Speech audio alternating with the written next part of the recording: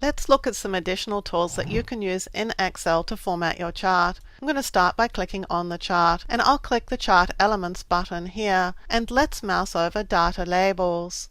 When I hold my mouse pointer over the Data Labels option, you can see the data labels on the chart.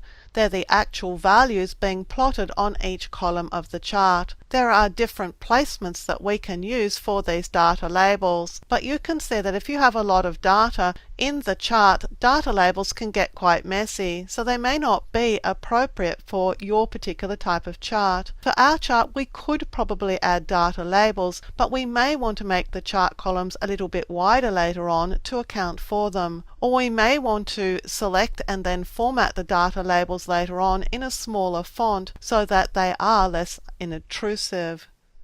Let's look now at a data table.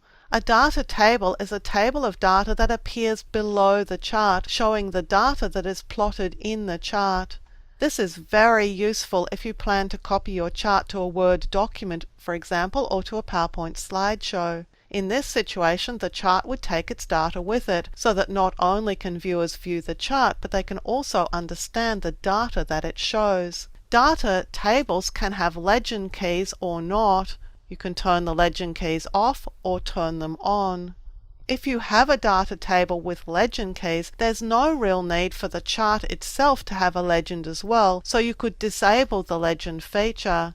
So I'll add a data table with legend keys and turn off the legend.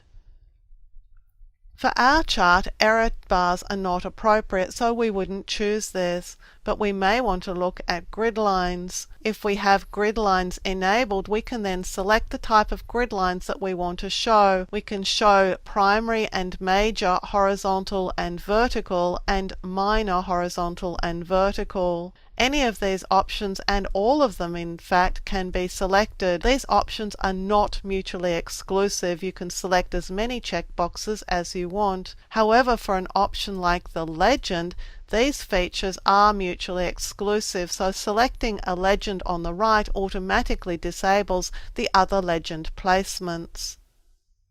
Various elements on the chart can be formatted individually. So for example, I could click on the title and format the font by right-clicking and selecting font. And here I could choose a font or a font color for my title. I'll select orange and click OK, and you can see the title is now colored orange. It's also possible to right-click an element on the chart and choose Format whatever it is that you have selected. I have the chart title selected here, so I would select Format Chart Title. But if, for example, I had an axis title selected, it will read Format Axis Title. All you're looking for is the Format something. I'll click this and it opens this Format Axis Title task pane. In fact, this task pane is a lot of things, because if I click on the chart title, it becomes a Format Chart Title task pane, and this is a Format Data Series, and this will allow me to format the data table. So I can select any element on my chart and format it using the tools available in this formatting task pane.